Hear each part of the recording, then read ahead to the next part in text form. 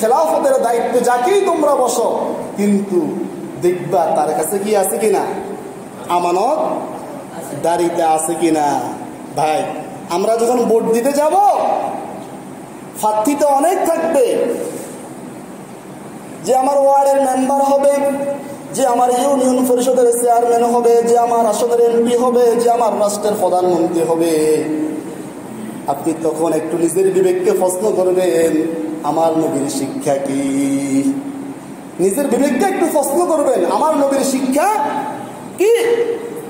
যার পক্ষে আমি সাপোর্ট দিচ্ছি, যার পক্ষে আমি রায় দিচ্ছি, যার পক্ষে আমি ভোট দিচ্ছি, তিনি তো আমার ভোটটা পেয়ে আমার ওয়ার্ডের মেম্বার হবে, আমার ইউনিয়নের চেয়ারম্যান হবে, আমার আসনের এমপি হবে। তিনি তো আমার সাপোর্টটা পাওয়ার পরে দেশের প্রধানমন্ত্রী হবে। এই ব্যক্তির আমানতদারিতা ঠিক মতে আছে কিনা? ওই ব্যক্তির কি আছে কিনা? আমানতদারিতা ঠিক মতে আছে কিনা? না সেই পরিষদের চাউল ডাল গম পাইয়া তার ঘরের খাটের নিচে জমাট করবে, এমন ব্যক্তির কাছে কোনো আমার আমানতটা আমি বিক্রি করতেছি কিনা? ভোট এটা একটা কি? আমানত। ভোট এটা একটা কি? আমানত।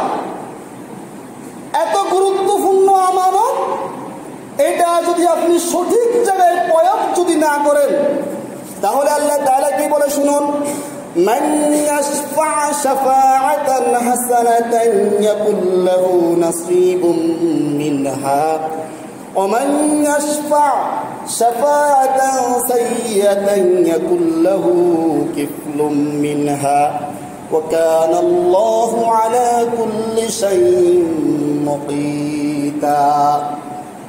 আল্লাহ সুবহানাহু ওয়া তাআলা কালামে হাকিমে বর্ণনা করেন, যখন তোমার রায় নিয়ে কোনো একজন ব্যক্তি রাষ্ট্রের প্রধানের দায়িত্ব পালন করবে, মেম্বার চেয়ারম্যানের দায়িত্ব পালন করবে, সে যদি কোনো অন্যায় করে অপরাধ করে, আর সেই অন্যায় এবং অপরাধের কারণে সে যে পরিমাণ গুনার ভাগীদার হবে, তুমি তাকে সাপোর্ট দিয়ে ওই পরিষদে যাওয়ার সুযোগ করে দেওয়ার কারণে তুমিও ওই পরিমাণ গুনার ভাগীদার হবে।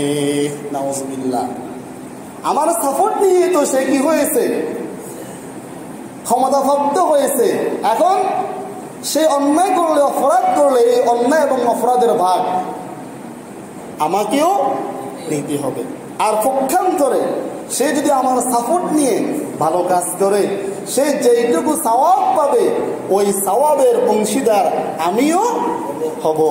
তাহলে এখান থেকে কি স্পষ্ট নয় যে আমার সাপোর্টটা, আমার রায়টা, আমার ভোটটা এটি সবচেয়ে বড় কি গুরুত্বপূর্ণ আমানত? যে সবচেয়ে বড় গুরুত্বপূর্ণ কি আমানত? আজকের সমাজের মানুষগুলো না বুঝার কারণে এই গুরুত্বপূর্ণ আমানত টাকার কাছে বিক্রি পর্যন্ত করে দেয় কিনা?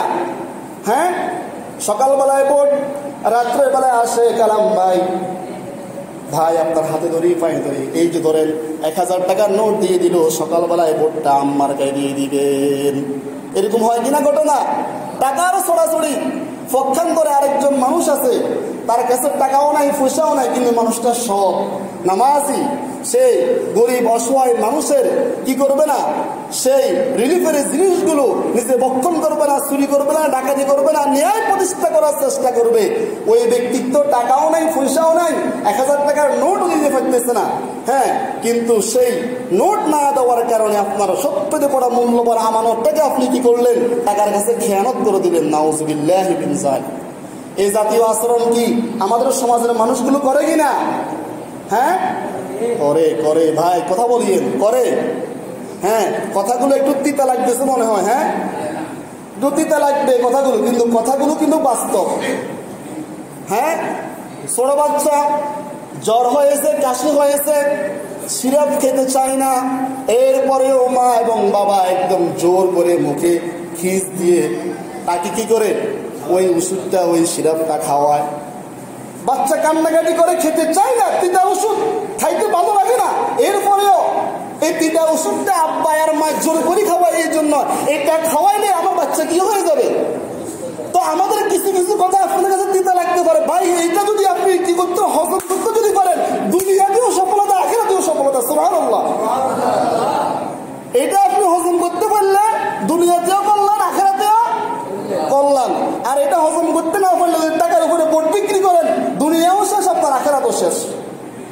দুনিয়াও শেষ, আখিরাতও শেষ। এই জাতীয় ভুল আমরা যদিও অতীতে করি, সামনে কি করবো কেউ? সামনে আমরা এই জাতীয় ভুল আমরা ইনশাআল্লাহ করব না। তাহলে আল্লাহর নবীর শিক্ষা হচ্ছে, তুমি যখন রাষ্ট্রের কোনো একটা ব্যক্তিকে রাষ্ট্রীয় দায়িত্বে তুমি অধিষ্ঠিত করার জন্য সিদ্ধান্ত গ্রহণ করবে, 1 নম্বরে তুমি সিদ্ধান্ত গ্রহণ করবে তার কাছে আমানতদারিতা